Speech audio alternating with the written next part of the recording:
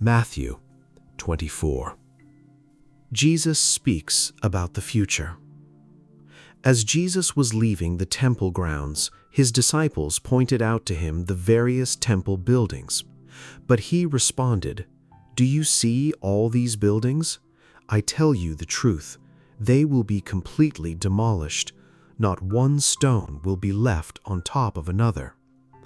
Later, Jesus sat on the Mount of Olives. His disciples came to him privately and said, "Tell us, when will all this happen? What sign will signal your return and the end of the world?"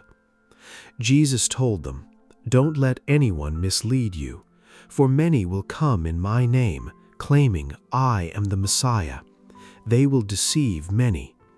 And you will hear of wars and threats of wars, but don't panic. Yes, these things must take place, but the end won't follow immediately. Nation will go to war against nation, and kingdom against kingdom. There will be famines and earthquakes in many parts of the world, but all this is only the first of the birth pains, with more to come.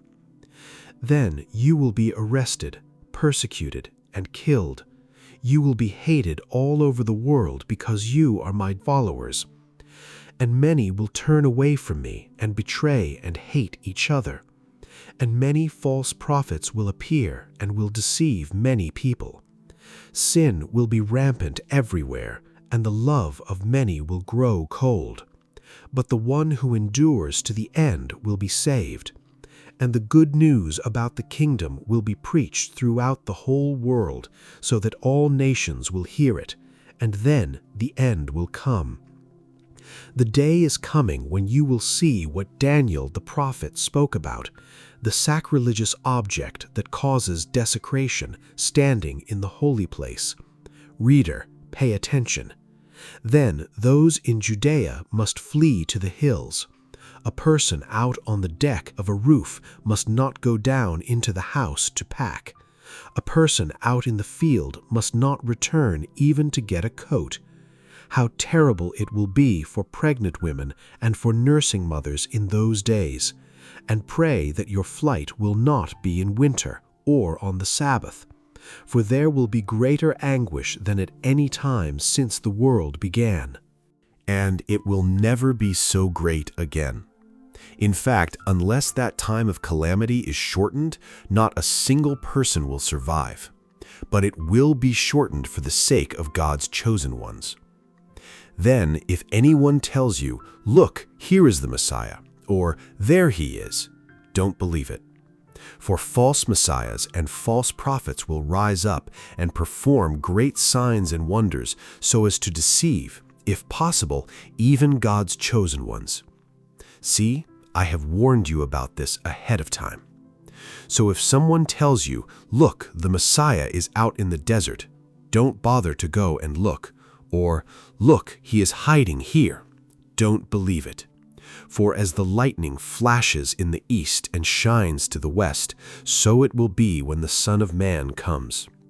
Just as the gathering of vultures shows there is a carcass nearby, so these signs indicate that the end is near. Immediately after the anguish of those days, the sun will be darkened, the moon will give no light, the stars will fall from the sky, and the powers in the heavens will be shaken. And then at last the sign that the Son of Man is coming will appear in the heavens, and there will be deep mourning among all the peoples of the earth. And they will see the Son of Man coming on the clouds of heaven with power and great glory. And he will send out his angels with a mighty blast of a trumpet, and they will gather his chosen ones from all over the world, from the farthest ends of the earth and heaven. Now learn a lesson from the fig tree. When its branches bud and its leaves begin to sprout, you know that summer is near.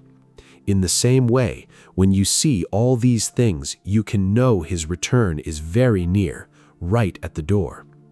I tell you the truth, this generation will not pass from the scene until all these things take place.